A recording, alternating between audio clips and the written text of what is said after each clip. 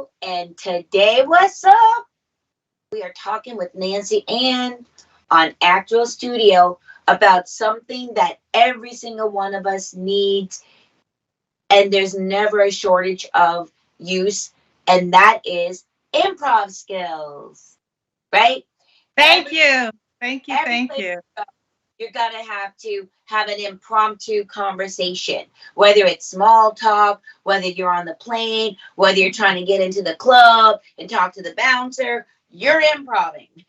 So Nancy is an expert with over 20 plus years, not only as an actor and a nurse, but as an improv instructor, and more importantly, a comic herself. So she understands the entire ecosystem of comedy. And that's why we're so grateful to have her bring her very special twist on this very specific skill set to Acro Studio today. Welcome, Nancy, to the Acro Studio Lounge. Thank you for having me. I so appreciate this. I like what you said about comedy and improv. And I always start that they're similar, but very different. Comedy is somewhat rehearsed and practiced. Improv, you just jump in there. And improv is more organic. We don't know what we're going to say. We don't have it practiced. But did you ever meet those people who things just fly out of their mouths and you're like, I wish I would have thought of that? Well, after a couple sessions of improv with me, you're going to be like that. So that's why it's very necessary and important. So let's dig right into what this is. So we are offering at Acro Studio one of our launch series called The Ways of LA. And everyone knows someone who's interested in getting into entertainment or just needs a little direction on what they should do and what moves they might want to make. This is an excellent course for them to take because it's a series that has different steps. Because through your journey, you're going to need different things in your to put in your craft toolbox.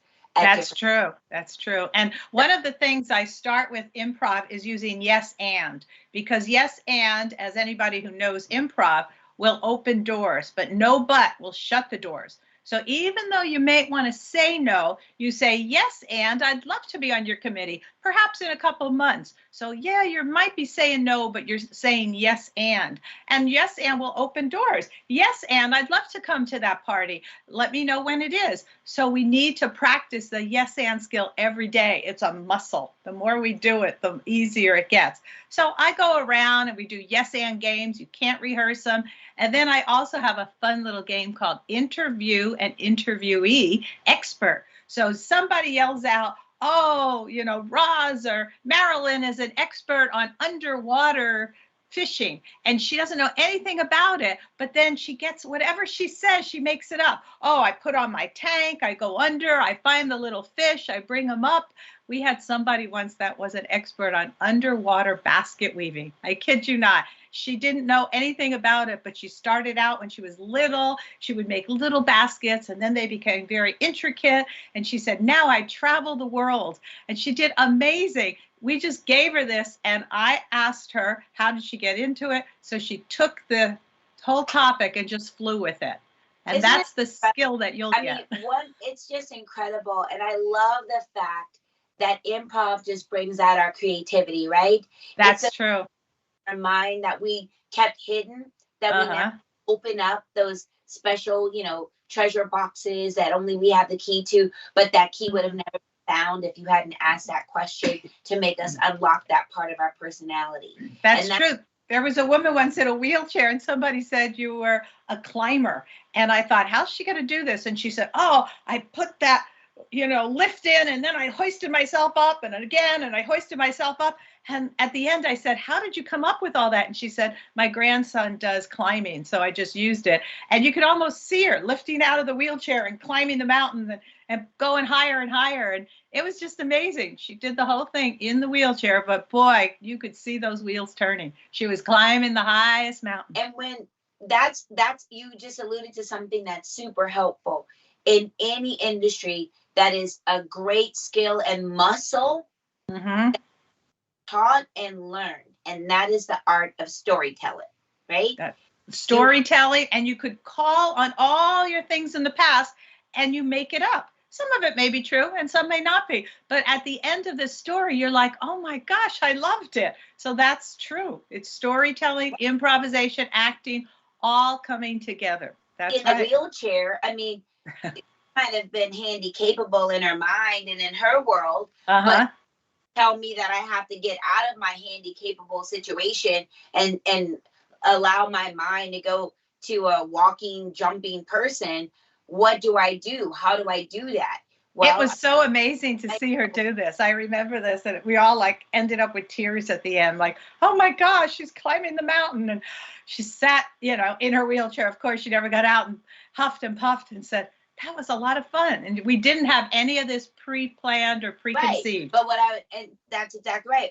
But what I really wanted to make about that point was she went to a story of someone she knew, like her nephew, and she could glean from the nephew. And that's what I bring up in these courses and the classes. It's like, you're gonna use, when we talk about being an act real, right? The name of the whole school is act. I want you to act real, but you're going to use inspiration probably from your real life, because that's the closest thing to you. And what improv does is help you really harness what's in your arsenal already. Like I call what's in your acting toolkit already. So if I need to think about somebody who's a ballerina and hurt her leg, and I'm not a ballerina, I don't dance, and I've never had a broken leg, but my girlfriend did, my best friend in 3rd grade. And I remember she'd hobble around and, always ask for ice. And we were like, oh, what are you going to do with all that ice? And she would just put it on the knee. And know that until the time. But that's something that that's the first story that comes to my mind. And that's what this muscle exercise of improv will do, is help you uncover and massage those stories, so that when you go for your next event or you want to relate to a person, they may share a story with you, but you have one in the back of your mind that'll bring that connection. And that connection is the start of the relationship, right? Right. And as an actor, I've been on auditions where maybe you memorize 1 or 2 pages, and then you get in and they go, you know what, we're just going to take that away. And why don't you just make up the rules or make up the lines? And I love that. A lot of actors are like, oh my gosh, I memorized all this. So they take it away and they'll say, let's just talk normal. And then they like what you do. And they say, you know what, I was hired once on a police show, a cop show, and they said, we're just going to use your words that you said. So just remember what you say. So even though it's your words and you're making it up, remember what you said, because they may say, use that over and over and forget the whole script. So there's a little improv. That happened. I've had parts written for me. I'm like, I know I don't match what they're looking for. I would just think I was wasting their time even showing up. Mindset. Why am I even coming in here? I don't match any of this stuff. And what would they end up doing? Making a part for me, because I brought what I did to that situation that they never thought of. And that's true. That's true. Yes. Yeah. On this police show, I remember they said, we liked your words, so remember them, because we're going to use them over and over. I was like, okay. So they use your words. They did parts for you, like so many things. Back to the yes and situation, right? Yes. I'm in here to do that. You asked me to. Yes, I haven't, but yes, I can do that. And what else do you need? No, I don't do that.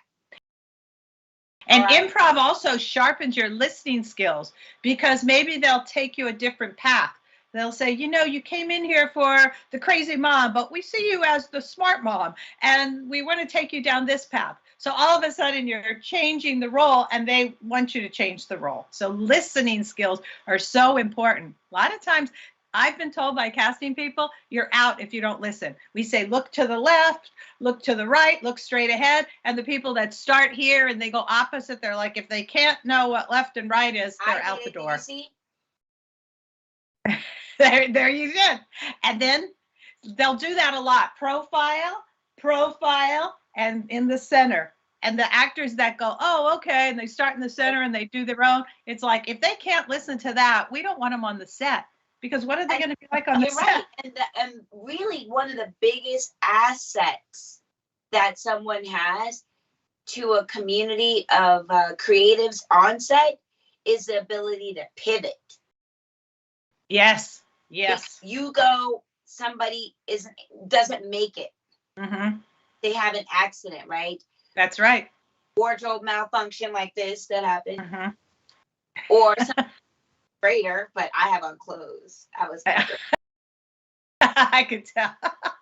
Or the other thing too, you come in at 7 and they say, oh, don't worry, we're not going to get till 12. And then you are mellowing out and they go, oh, you know what? We need you now at 8 or 9. You're like, oh, okay. So be ready always. I've had that happen. The scenes. They switch the scene. Right. Right. And the mom in there, they're like, oh, hey, TJ, you can do that. I'm like, yes, I can. Yes, I can. And be ready in an hour. No problem. Even. So I think it's great. And having been, I want to pivot a little bit to the onset and when you're a comic, you know, because we are having our comedy courses. Yes. And giving open mics and opportunities right here in Orange County. That's amazing. That's amazing. You could practice those skills, and that's so important because what people practice at home is so different when they get in front of an audience and the mic and the lights and maybe the hecklers. So you have to be ready to pivot. Do you pivot on stage? Like if you had a set of routine planned, your 5 minutes, and the room is just not receptive, like you're bombing and bombing. Do you go through just to get the practice, or do you try to change up your routine right then because you have that skill set to see if you can win them with another? I'm pretty flexible. A lot of comics aren't. I would change it up because I'll actually do a little interaction. Like, oh, I see you're enjoying your drink there so much, sir. You're talking to your drink. Is it talking back? So I'll kind of interact with the audience because if they're not listening to me, why should I just go blah, blah, blah? So I'll bring them in, you know, and I've done that before. It's like, oh, your drink must be really good. So, and then they realize, oh, I'm talking out loud to my drink. And some of them interact with me and some just kind of feel, you know, funny that I called on them. But I'll say you should be aware of what's happening in front of you. So yes, I do pivot very, very easily. I work with the audience and each audience is different. Yes. And then you are making a first impression and you're a judge. Tell me a little bit about some of the competitions you've judged and what it stood out to the winners and those who didn't place. Oh, thank you. I was a judge for the Miss Anaheim contest, and we had different categories, the young ones that were at elementary school, junior high, and high school. And a lot of them, they came in so prepared. It was so polished. You got the feeling like if somebody in the audience would sneeze, they would lose their place. Like they memorized it to the point. And we didn't really like those people. A lot of us didn't vote for them. We liked the ones that it appeared like they knew what they were talking about, but they were also talking off the cuff. And I'm sure it was memorized to the point, but they knew when to pause. They kind of looked a certain way. If people laughed, they interacted with the guy over there. And those are the people that went on. And then it was also a beauty contest. You know, they were in workout clothes. They don't do a lot of bathing suits anymore. They did more workout clothes. They did evening gowns. So all of this is how we judged. And again, when they spoke, they had to speak like they knew what they were talking about, but they could also, I love that word, pivot and change. And some of them were so prepared and they were so stiff. We were like, oh, I don't know about that person, because these contests are polishing the kids to go out and represent their area, whether it's Anaheim, Cerritos, or whatever, and then they'll go on to the Miss California pageant. So we need them to be flexible and think in the moment. That's what we were looking for. That's so great. That's such an incredibly great nugget. Yes. For people who can just present the information in an organic way. Mm-hmm. Not show that they've just been over rehearsed, because then it feels staged and you don't. Right. They didn't come across as real. I mean, they may looked pretty and in their, but they didn't come across as real. Yeah. I am very pretty. Act real. We want real people. Oh, hi. Oh, I'm not acting now. Huh. I'm acting now. I'm acting now. How am I doing? Oh, I'm real now. Do you see the difference? Like, yes. I don't know if people know the difference. I know the difference, but sometimes they're not taught that. Even when you go in class and you're being put up, you're just kind of observing that particular behavior. But what we want to know is, what was the thought process to get you there? The real work is behind the scenes and here. And some people change their voices, which isn't necessary. Right. You know, they're doing a commercial and all of a sudden it's like, would you like to buy this book? This book is very good. It's on laughter. Where it's like, you don't have to change your voice. It's, I have a book on laughter, you know, just be real. It's the mind, right? So it's the way you think about it in your head that's going to change the delivery. From your pacing to the point of origin, to your focus, to your intention. And that's where technique comes in, and really being able to think on your feet. And that's right. If your partner, whether you're doing a presentation for a business, let's say you're in a business relationship, or if you are in a scene with another person and you have one whole way you're going to go at it, you have your backstory, and they just showed up late, sweaty, and you have to go on. And you are supposed to be at a restaurant, a high-end restaurant, and here comes this sweaty guy right next to you. Are you going to go ahead and do the scene as is? Or are you going to find a way to pivot, improv it to make it make sense? Sometimes you have to do that on set because things happen. And it'll make you look like a more professional actor too. And they know that this guy maybe isn't really ready. And in the audition, they'll go, okay, we're not going to use him, but we like the way she presented it. So we'll go with her and another guy. So you got to learn to make it your own and be real. And they'll see that and they'll hire you for that. Yes. So, and you just said it right there, act real. Act real. That's what it's about. You know, you were saying something about delivering your lines. A long time ago, somebody said, put like a friend's name in, even though you're not going to say it out loud. Like, you know, Anne, I'd like to tell you about this laughter book. It has helped me so much. Versus, hi, I'd like to tell you about this laughter book, because that's more presentation. So if you just think in your mind, I have a real good friend, Anne, we grew up together, so I always use Anne. So I go, you know, Anne, but they don't hear that. And then I just go, I'd like to tell you about this book. So if you put somebody in there, whether it's a friend, a mom, or a cousin, and then just start talking, but try not to say that part out loud. But see, that's why you come and take Nanciann's Improv for Health with Acro Studio, because that's something she's specifically doing with our kids and our students to help them. And and to that point, that's such a good tangible takeaway. Yes. It is useful tools, things you'll remember on the spot, acronyms, whatever we're going to come up with, however best. And that's the other thing I love about what we're offering. It's, you're going to find a place to shine.